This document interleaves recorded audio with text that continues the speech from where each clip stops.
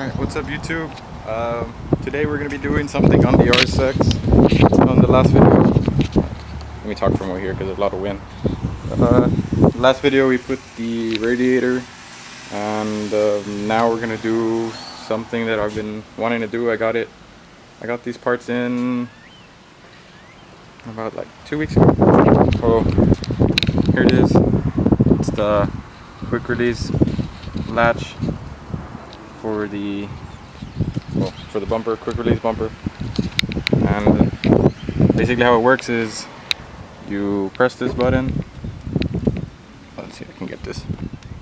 Yeah. And then it comes out, and then there's a little I guess stud that it connects to with the ball, and then you put this nut here and the nut on the other side. And yeah, you can find these basically anywhere, eBay, Amazon, and then they just latch right on. So you hear the click, it locks, and yeah. So it comes off. There's one there, and I'm going to be putting the other one here. The reason I'm doing this is not because I need it. Well, I kind of do for the look, because there's Bondo all here. Because they put a screw and then they put Bondo over it on this side and the other side. But the other side I took it off an easier way. I basically cut it from the inside. And then this one, yeah, we're gonna see how much the quick release latch covers.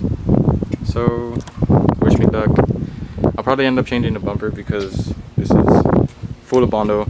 Crack there, crack there. Another crack. Where is it? Another crack here. It's cracking down here. Yeah, I don't really want to put Bondo on this.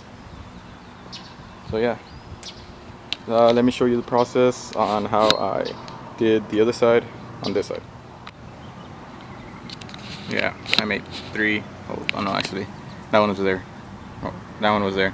I made these 2, and yeah, I'm trying to get it to the same as the other one. The good thing is that these things are big and cover those holes, and yeah, I have to move it. So what you basically have to do is mount this thing here. Well, most cars should have this support, and yeah, you make the hole there on the other side. Well, I'll just go ahead and show you in a bit. Okay, to remove this support, there's 2 screws. Well, on the RSX, there's 2 screws. There's one there, and one there. And then look who pulled up.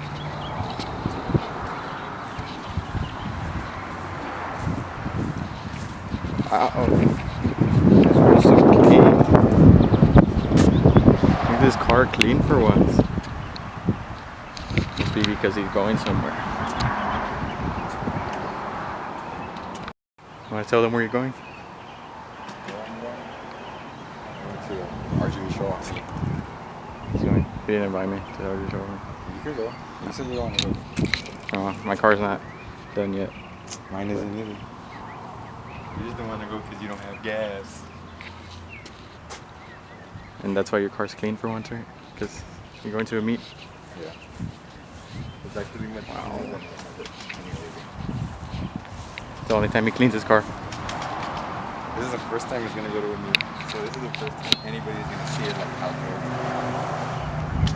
Oh yeah, it's BRZ's first meet. It's true. Are you going to go? You could come with me. You can record them. You can record other people, take pictures of my car. Alright, so here we have the bumper support, and as you see, it goes out farther than these things, so that means it has to go through the space where the bumper support goes. So I went ahead and made a hole just wide enough so I wouldn't have to make another hole. And yeah, it fits. You just put it there, in there, and it slides right through. And yeah, you're all set. You're free to mess with the length that it sticks out from here, and yeah, align your bumper with the fender. So let's go ahead and put this back together, and then I'll go to drill the big hole in my bumper. Alright, let's go. So I lined the stud right here with the hole on the bumper. Now it's time for the scary part, the big drill bit, and we're gonna make a big hole. What do you think? Just do it. Alright, let's go. Okay, I went ahead and made the hole. It took whole cone, so I had to go through the back and do it, but I guess I didn't do it enough, so now it's stuck. I'm trying to take it out. I was trying to take it out to show you guys the hole, but yeah, look, that's how it is. Let's see if I can focus it more. That's how it is. It covered up most of it, except for this piece, but I think that looks way better than having a crack in the screw in there. So yeah, let's see if I can fix this. Also, I need to tighten this thing because it's pretty much everywhere. So yeah, I'll show you when I finish. So we're done with this side.